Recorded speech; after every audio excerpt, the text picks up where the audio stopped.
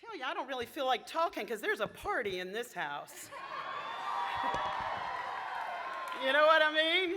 I know right how you guys are feeling. Let me say what an honor it is to be back. I'm probably going to have to stand away from this thing because I've got resonance.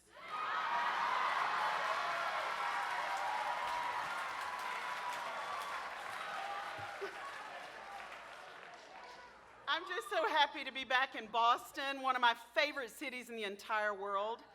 And believe me, I've been all around it. And in fact, yesterday I got to be a tourist, and my mom and my husband and I got to take the duck tour. That was awesome.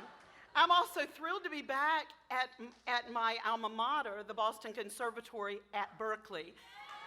I have to learn how to say that again because back in my day, it was just the Boston Conservatory of Music. So if I mess that up, I apologize. I know you guys are used to hearing this, but I'm going to tell you the truth, and you can believe me. It seems like maybe 10 years ago that I was sitting there, and it was actually 33. So I'm just going to tell you, I do remember exactly how you feel today, and it's an awesome feeling.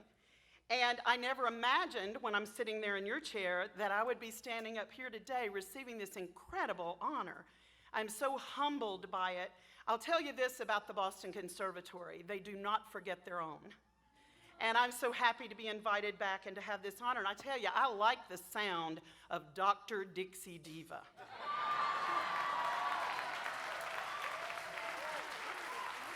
That's got a ring to it that I like.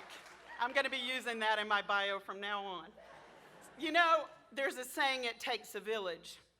And I've got a lot of things I want to share with you guys today. I'm going to try to be as brief as possible, but I've got a gift for gab. I tell you it takes a village, and I'm going to start by the main part of my village, which is family. And I know you guys have your families here today, and I remember back in 1985 when my family was here for my graduation. And I've got my husband, Scott Hester, with me today, and my mama, Carolyn Livengood, with me today from North Carolina. So I want to welcome them, and I also want to welcome all the mamas that are here today because I know it's Mother's Day weekend.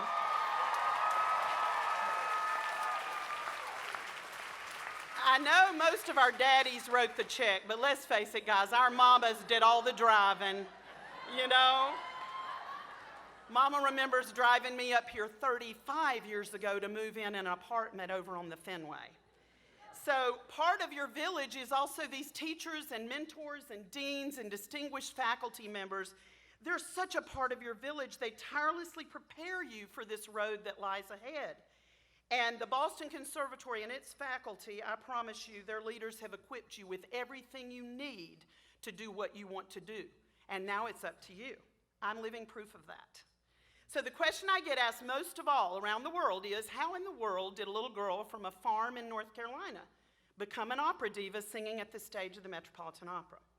Well, like most of you, I don't know, but I didn't start out on a farm wanting to be an opera diva. I didn't even know what that meant, frankly. What I wanted to be was a lawyer. And the only opera I knew was from Bugs Bunny cartoons and Gilligan's Island. I'd never seen an opera. So when I went off to college, I chose UNC Chapel Hill, not because of music, but because Michael Jordan was playing basketball there. So I went down there for freshman orientation, and I was missing a 1-hour credit, and this is when what I like to call either the providence of God or la forza del destino came into play. Because I needed 1-hour credit, and I looked down the list, and I thought, well, I'm not going to play tennis. That's sweaty. So I said, you know what? I can sing real good. And I said, I'm going to audition for the choir. So I went over to audition for the Carolina Choir, and I talked like this back then. And I went in, and I didn't know anything, and they were all singing German and French and Italian art songs, and Schubert and Schumann and Shoe something. And I said, Lord, I don't know what I'm going to sing. And he asked, and I said, I'll do The Hills Are Alive from The Sound of Music.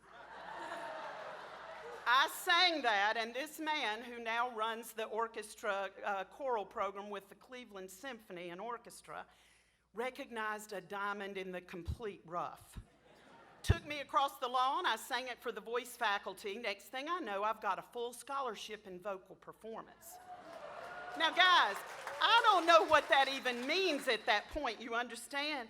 But I called home. Mom and Daddy were having their 5:30 supper. And I said, Daddy, it's Vicki Ann. I ain't gonna be no lawyer.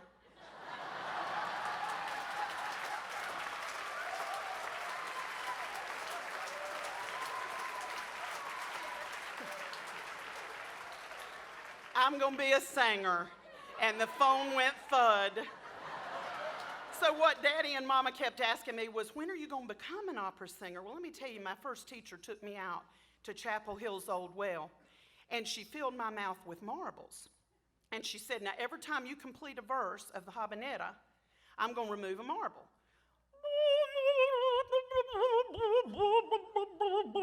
Every time she took out a marble, I sang another phrase. When I'd lost all my marbles, I was an opera singer. So the first opera I saw was La Boheme in Charlotte, North Carolina, and I was like Sharon Moonstruck. I tell you, I couldn't believe it. I saw these people on the stage playing dress up for a living. And they were acting, and they were singing, and they were wearing costumes and makeup and tiaras and 8 languages. They were singing all these languages, and I was like, and then they got applause? And you mean they gonna pay me for that? That's what I wanna do with the rest of my life. 4 years later, it came time to graduate Chapel Hill. Mom and Daddy are going, how are you gonna become an opera singer? How are you gonna earn a living? There comes the force of destiny again. Here comes a man named John Moriarty.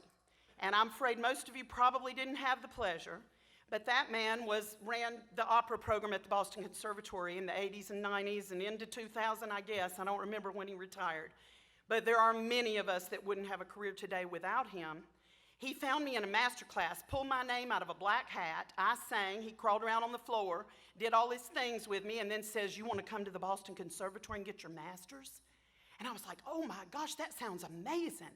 And we had never left the state of North Carolina. So we were like the Clampetts. We loaded up the truck and we moved to Fenway Park. And that was awesome because this is where I learned to hone my skills like you guys. This school gave me everything I needed to prepare for the roller coaster of a life that lay ahead. And it taught me how to audition well, which is a huge thing because you can't get the job without doing the audition and beating out the rest of them. This school taught me how to do that well. And honey, it also taught me how to sing in 8 languages without this accent. That's impressive, right? I honed my craft here, and they helped me reach my full potential. So BOCO, as we called it then, taught me how to have the discipline of an athlete, the drive of a politician, the passion of a prima donna, the perseverance of a marathon runner, the confidence of a Michael Jordan, and the faith of a child. Because these are the things I feel it's taken me to achieve what I've achieved. My mentor Moriarty and my teacher Frau Finney, Elizabeth Finney. Right on. Those guys decided that my last year, where you're sitting now, let's say you're getting ready to graduate with your master's, that it was time for me to enter the Met auditions. None of us imagined or thought about the winning. I never thought about that. I just thought it'd be a great experience and I'll see how it goes and I'll get on their radar. Well, Lord, I sang over in Jordan Hall and I auditioned for the first round and I won. And then the next round and I won. And I won in Boston. And then I represented the New England region. And then at 25, I go to New York and darn if I don't win in New York City.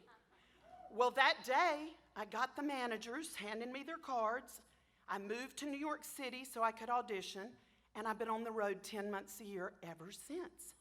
Now, guys, I know that sounds like Cinderella. It doesn't always happen that easily, but it can happen. That's the point. So believe that in your heart.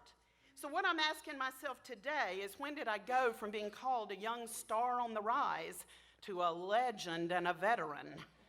I mean, that makes me feel pretty old. But what I do know is that along the whole trip, I chose every day to find joy in my journey. And that's what I wish for you. If I could tell my younger self, sitting where you are today, my 6 secrets to success, if you will.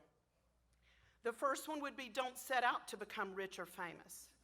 You might become famous, but you won't get rich. It just ain't real likely. It's like a needle in a haystack. Don't let that be your goal. Let your goal be to be the best that you can be, and let that be enough. Be yourself. Don't be anybody else. Don't be generic. Let me tell you, I teach now. I have voice studios in North Carolina and New York, and I'll tell you now, I'm teaching my kids not to be generic, but to be special and unique and individual. Find what you do better than anybody else and set out to do that. Don't let anybody else define who you are. For me, I would go to New York and do a cattle call audition, and I would sing Delilah without any accent, and then they would finish and say, what else do you have? And I'd go, well, thank y'all very much. I've also got that Carmen aria. They would go home, look at 500 headshots. They'd say, hey, let's give that tall girl with the accent a shot. So be unique, be special, be who you are. You do you, okay? Let go of fear. That's a big one. Believe me, I know when your knees are shaking. I was nervous coming in here today. I mean, hearing all y'all holler and hoot and holler, I was like, oh my goodness, this is unbelievable. I was nervous. But don't be afraid. I always ask myself, what's the worst thing that can happen? I face that head on. Then usually what happens isn't nearly that bad, and I'm all good with it. Okay? Remember, you're in control. You can make choices, not every day. I make choices every hour that affect what's going to happen. Don't let your manager tell you what to do. No is a complete sentence. Be in control of your own career.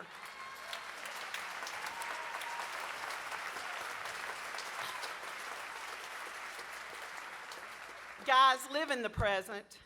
I tell you, I know they've taught me how to use Instagram, Facebook, Snapchat, et cetera, but try to be in the moment, you know? Don't think about yesterday and what you could have done better, and don't think about the future and how are you going to pay next month's rent, but try to enjoy the moment you're in. Look how cool today is. Let somebody else take the pictures and just soak it all in, you know?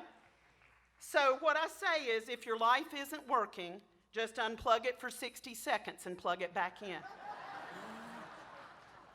Always keep an attitude of gratitude, guys. For me, that's the most important thing, is my attitude every morning when I wake up is to count my blessings, not what's not going my way. Keep an attitude of gratitude. I remind myself every day of my favorite quote, and I used to quote it all the way back in 1985. It's by Thoreau. Go confidently in the direction of your dreams. Live the life you've imagined. How awesome is that? And I've been able to do that thanks to my family, thanks to the Lord above, and thanks to the incredible faculty and mentors at the Boston Conservatory at Berklee. So I'm much more comfortable singing than talking, believe that or not. And so I thought I'd leave you today, if I can, with a dry mouth and emotion. I will. Look here. I never saw a stage manager in a cap and gown. Thank you. I'm going to leave you with my favorite song. I end all of my recitals with it. It's a song for me that is about inspiration and hope and perseverance. Look around you today. Look on this stage at these people that have helped you hone your craft. Look up in the balcony and along the sides to your family. And look right beside you at your friends. This is your village. Seize the day and find joy in your journey. Walk on with hope in your hearts, and you'll never walk alone.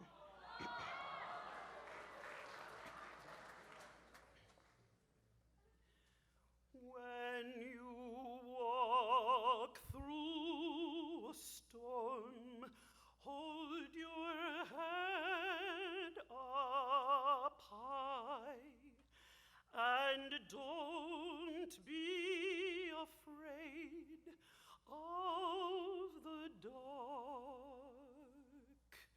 At the end of that storm is a golden sky and the sweet silver